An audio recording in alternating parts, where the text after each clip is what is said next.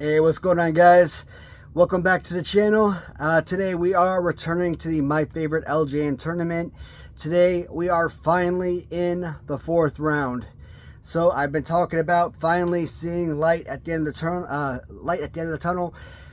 Fourth round, that means we are only 5 videos deep into this fourth round, and that means only 40 names remain in this tournament. Round 5, 2, maybe 3 videos, but more than likely we'll probably get done in about 2 videos. And of course, round 6 and 7 will get done 1 video. Round 6, most likely just 1 video.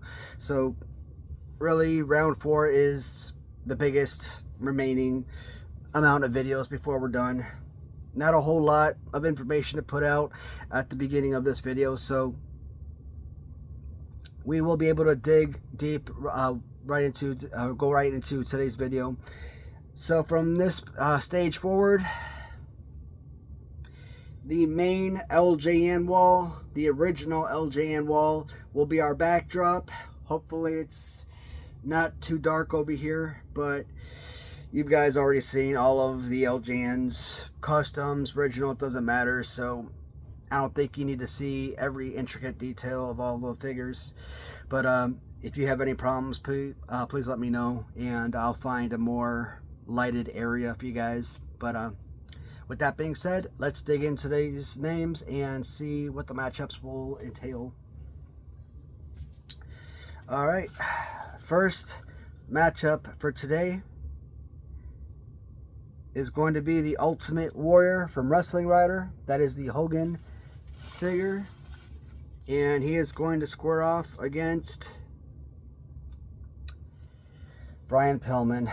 I don't like that matchup because one of my faves are gonna be removed. Next up is going to feature Colonel Mustafa, and he will square off against Warrior Volume 2. So already a very Ultimate Warrior heavy video. And I swear to God, if I draw another Ultimate Warrior figure, King Kong Bundy from Mark Hackenberg takes on Jim Neidhart Blue. And the last matchup is going to feature the Ultimate Warrior. No, I'm just kidding. It's Andre Series 1. Andre Series 1 takes on Kirchner USA. But seriously, man, if I drew another Ultimate Warrior, I swear to God, I was going to flip. All right. Yeah, that first matchup. 2 of my faves in this video, so that's probably going to be the highlight of this video.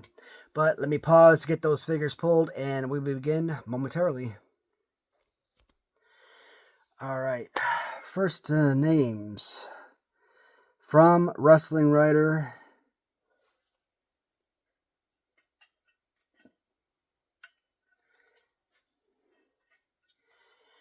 The Ultimate Warrior squares off against Random Treasures, Brian Pillman.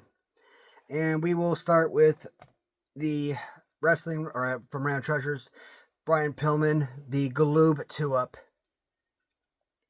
Now, obviously not the UK version, but from the US. Brian Pillman, the Bengals, is a Galoob figure that I had from childhood. So it is a very playable figure. It is a nostalgic figure for me. And it is actually a enjoyable and beloved figure from childhood. And it's one of those figures that, from the very get-go of this tournament, I wanted to see it do extremely well. Problem is, in this particular, actually, I don't really remember all of his matchups, so I don't know how well he did based on all of his other matchups. You know, were they very competitive or not?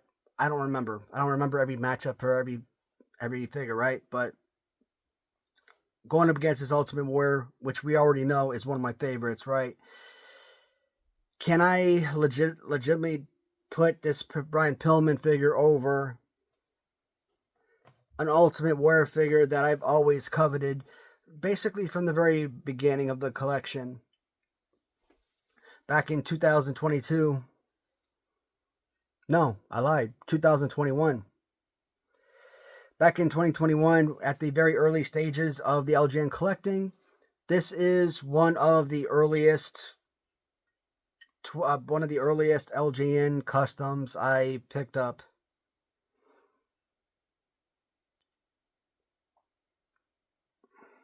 Yeah, that sounds about right. So, if I can recall correctly, I believe Mr. Perfect, Warrior. I remember getting Mr. Fuji. That's 3. And I believe Powers of Pain, 5 figures I got from Wrestling Router at the time. So, and I've always loved the figure because, like I've always said, it's a 2-in-1. You're getting basically a Hogan and a Warrior figure for the price of one, so it's a very coveted figure. When I look at this figure, I think about Hasbro, and I think about a Series 1 Ultimate Warrior, because that's basically his exact color scheme, right? So it's color scheme that I recall from childhood. That Hasbro Series 1 is a figure I had from childhood. So, you know what? It's multifaceted in that respect. During my first tournament, this was a semi-finalist. This was one of the last 4 figures standing. So this has the potential to win this tournament most definitely. In fact, in the second round, this figure took out Big Boss Man, okay? So this figure does have potential to not just defeat, to win this particular matchup, but this figure can actually defeat literally the elitists, the cream of the crop figures of this tournament. But with that being said, I may have coveted this figure enough to defeat Bossman back in the first tournament 2 years ago. Does that mean I still feel the same way today, where if this figure went up against a Bossman again, would Bossman still lose? Maybe. Maybe not. I don't know. Because I look at these 2 figures today, and I'm like, you know what? Brian Pillman may not even lose this matchup. It doesn't mean I covet this particular play pose better than this figure, or even the color scheme for that matter. But I look at this and I'm like, you know what? This is an individual, I could say real custom, right? Where this is basically a hybrid figure, right? This is made utilizing an already pre-made figure. So when I say this is a real custom, it's its own figure. You're not utilizing other figures to make this piece. You're not cutting up parts or painting an already existing figure and calling it that particular piece. You're not cutting off heads or swapping out heads, and you're not swapping out a Hogan's head for an Ultimate Warrior and calling it Warrior, etc. So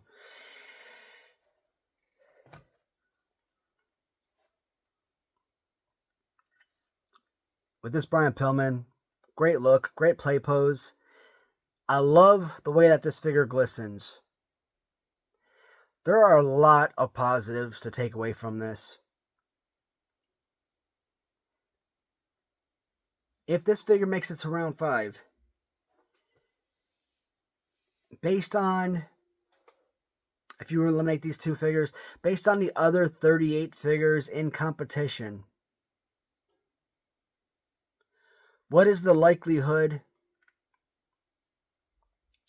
that he could potentially beat the other 38 figures? Now, realistically, he's only going to have to do battle against roughly, 20 of them or so. But another 19. But, what's the likelihood that he could actually defeat another 19 of them?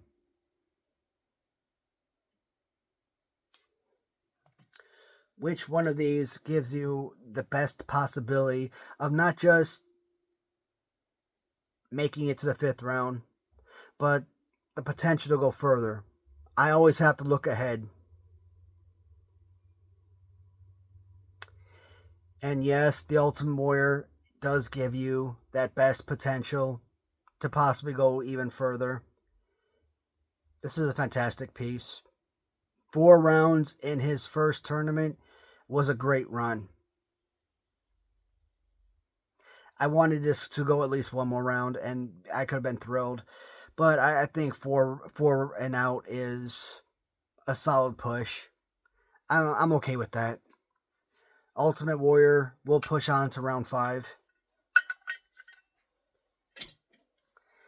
Next matchup is Colonel Mustafa as he goes up against Ultimate Warrior Volume 2. This is another Random Treasures piece, and looking at the exact same color scheme, kind of looking at basically the exact same argument that I kind of made with the previous Warrior. As far as appearance, based on Hasbro, based on a design that I had from childhood, right? Hasbro Warrior Series 1 figure. Now, unlike the Warrior we just looked at, yeah, this is its own piece. You're not looking at some hybrid figure. It does help this particular figure. But it's basically...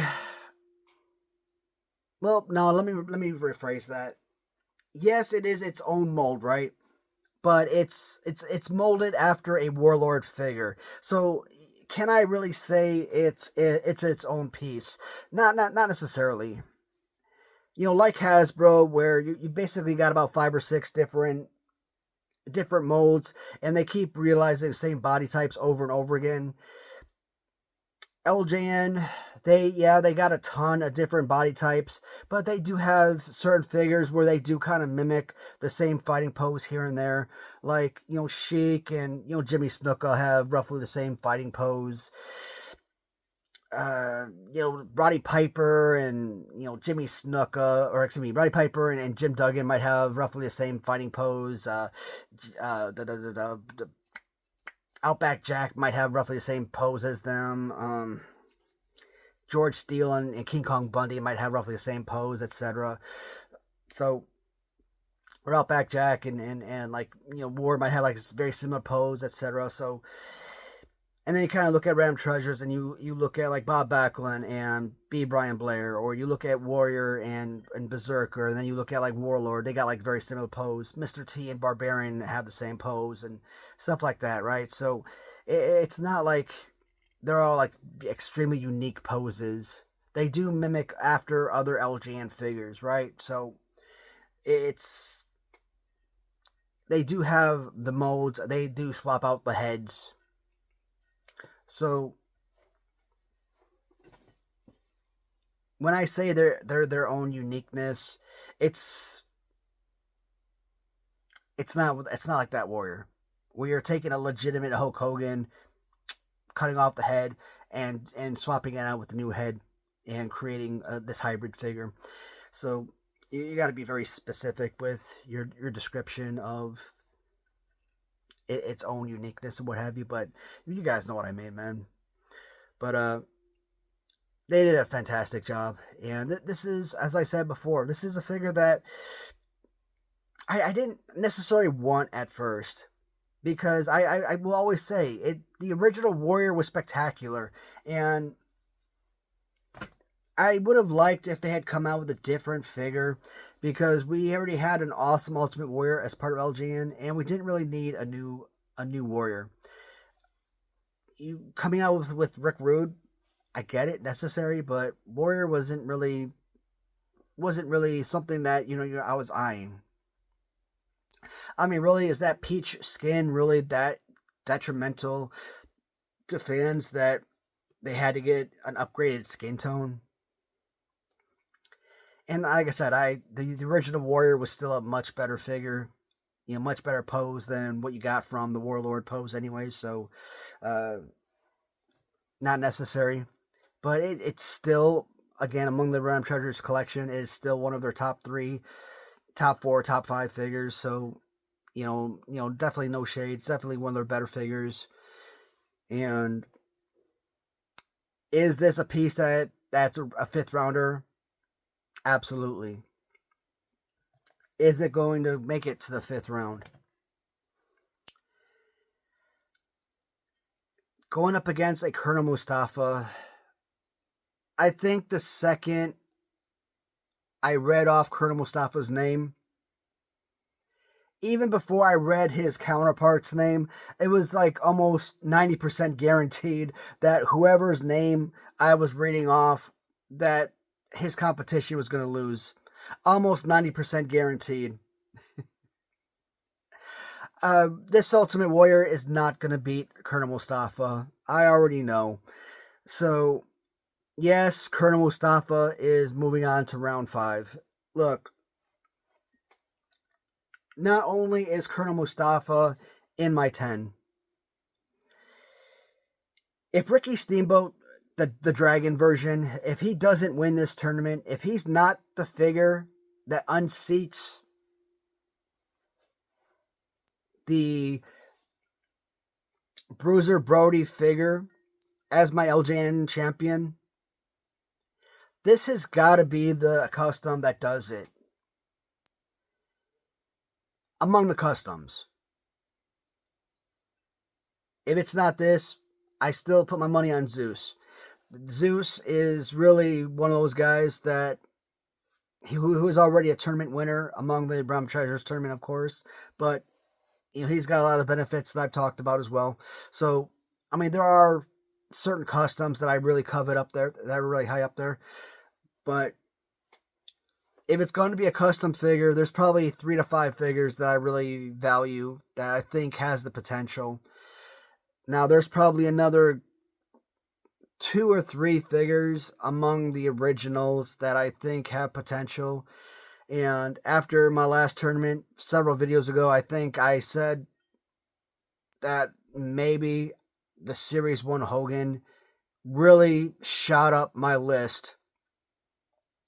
Now, Series 1 Hogan never made original, never made it out of the first round because his customs kept beating him. But I've always said, a Series 1 Hogan, maybe I've always liked the customs when they were just simply custom on original, right? But if that original figure ever had the opportunity to go into the actual finals, oh yeah, that's a different story for me, definitely. But let's get to that figure before we start talking about him, right?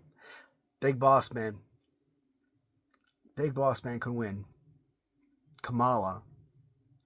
And yes, don't sit on Big John Studd, because Big John Studd was technically my first tournament winner before I last second changed my mind. So there's still a number of figures that could potentially win, but this is my golden apple.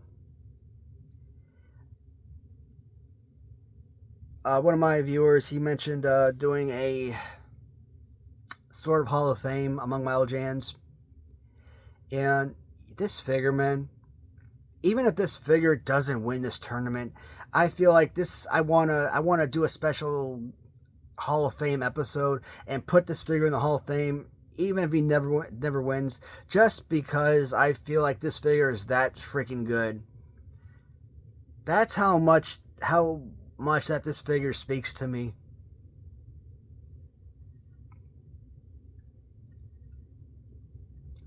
So when you 90% know your figure is going to win before you even choose the name of his competition, that's amazing. I mean, Bruiser Brody doesn't even have that kind of pull, and he's a 2-time champion. Just think about that. Incredible. All right, next matchup is Bundy from Mark Hackenberg, as he squares off against Blue Jim Neidhart. Now, oddly enough, I keep saying it, It's not even the blue knit Neidhart with the black stripes. And I am surprised of all of the Jim Neidharts. Blue Jim Neidhart, blue Jim Neidhart with black stripe, red Jim Neidhart, the Jim Neidhart with the Junkyard Dog body, original Jim Neidhart, the special custom Jim Neidhart, the what other Jim Neidhart is there? The Jim Neidhart with like the Bret Hart Series 8 Hasbro design. I mean, all of these different Jim Neidhart figures that are in this tournament, and I think this is the last one standing. I'm like, there's been like 20,000 Jim Neidharts in this tournament. I'm like, that's crazy. At least I think this is the last one standing. I could be wrong, but this is such a good piece. LJN wise, Jim Neidhart, top 10 figure. King Kong Bundy, man. So sad in the last video, I believe it was. I saw the last. I saw the original King Kong Bundy get eliminated from the tournament, and I do believe that this is the last official King. Nope, I lied. I still have the upgraded King Kong Bundy as part of this tournament as well. So we technically have 2 Bundys remaining in this tournament. So may not have original Bundy anymore, but this is sort of still original-esque Bundy with, you know, special design with a little painted design, right? I like this look a lot, and I think it was like a 87 Survivor Series t-shirt. I like this one a lot, and not a whole lot to talk about with these figures. So I really don't think that this video is going to be very long, because I really don't have too much more information to talk about with these figures.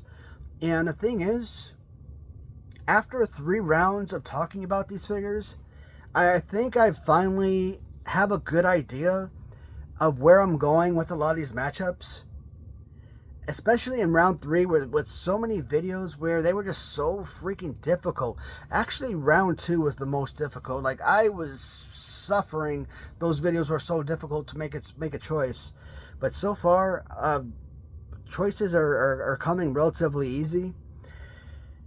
I'm actually going to go with King Kong Bundy on this one. Still love the Jim Neidhart figure, but the Bundy repaint, incredible. I'm excited to push another Bundy forward and get him into round 5. Is that where he's going to fall flat? I hope not. But if we can get as many Bundys into round 5, that would be freaking superb.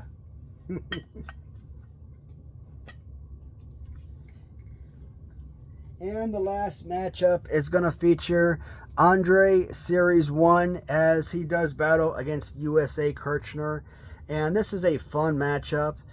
I know where I'm going with it, but it is still a difficult matchup because you got 2 great figures. And we're going to start with the USA Kirchner.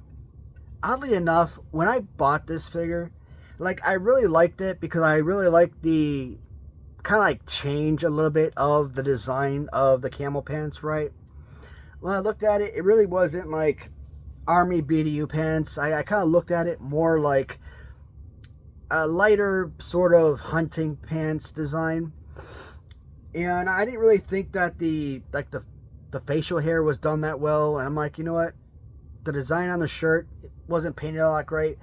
It's just another custom to add to the wall, or yeah, to the wall. So it's not that expensive. I'm already buying a ton of figures from this guy. Let me pick it up. It's just something more. I'm doing another tournament. Why not have another figure to show off for the tournament? But I love this figure. Like, this is, among the Kirchner figures, this might be one of my favorites. If not my favorite Kirchner, it's got to be in the top 2, top 3 at least. And I've always said with it's not gold, obviously, but it's like a light brown, almost purple type. So I don't know what they were going for with that. And I've always talked about maybe they were trying to make it like a sort of maroon purple type beret for like airborne air assault type of deal or something. But I don't know if that's what the design was, because it looks more like brown. And I don't know of any freaking brown berets in the military. Now, unless this is supposed to be like some kind of like, foreign military service or something, but it's American, so it's not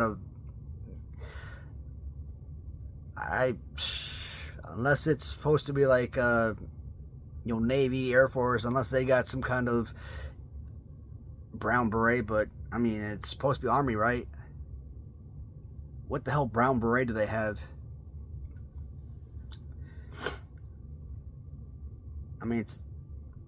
The only berets, again, black beret, because every soldier has a black beret. You got a green beret for special forces, and the only other beret I know about is maroon. And I don't even know about any other berets, color-wise, so I beats the hell out of me. Yeah, this is a great piece. And to think, when I first started collecting the LJNs, like the Kirchner figure, like I didn't even like the design of the figure. Like a lot of these figures with like the arms down like so, because I look at them, I'm like, you know what? They're basically one arm playable figures, and like that's so stupid. But nowadays, I kind of look at the same figures. I'm like, you know what? As long as they have one playable arm, it's fine. Because you kind of look at them, at least they got like a DDT arm, and they got good punches. And then you got a good body slam type punch. So it's fine. It's a very playable, serviceable figure. It's fine. But Andre the Giant, Andre is going to win this match. I know he is. And it is a deserving victory. Regardless of which Andre figure you're looking at, Series 1, 2, or 6, every Andre the Giant figure deserves to go as far in this tournament as humanly possible. Round 4, Round 5, Round 6, let's get them all in as far as possible. Do any of them win the tournament? Most likely not. Most definitely not. But they all deserve to be in the 5th round. And it's highly unlikely you'll probably see all 3. In fact, I think actually Series 2 Andre, I think, has already been eliminated. I think his Purple Trunks Series 2 custom has made it to round 4. So, I mean, that counts as a Series 2. But, like, his normal Series 2 Blue Trunks has maybe been eliminated. But still, I mean, as long as we have some of his figures right. One of my favorite figures ever. Like I said, in my opinion, Andre, probably 3rd best LJN figure. One of the most enjoyable pieces. I know Kirchner wasn't going to win this tournament, but 4th round was an awesome run. I mean, freaking awesome run for this figure. I would have liked to have seen Kirchner go to another round, but the one figure I'm most disappointed in is Pillman. I would have loved, at the very least, I would have loved to have seen that figure go at least one more round, but I think based on the selections, they were all fair, and I'm excited about continuing this and getting to the 5th round already. Even though we just started round 4, I'm already excited to go to round 5 because I think that's going to be really awesome. I think round 5 will actually go by pretty fast because looking at this round already, I think I have a pretty good idea of who I want moving forward, so that really helps big time. Well, guys, as always, thank you for watching. If you have a comment, please feel free to reach out. I will respond as soon as I can. And until next time, goodbye, everybody.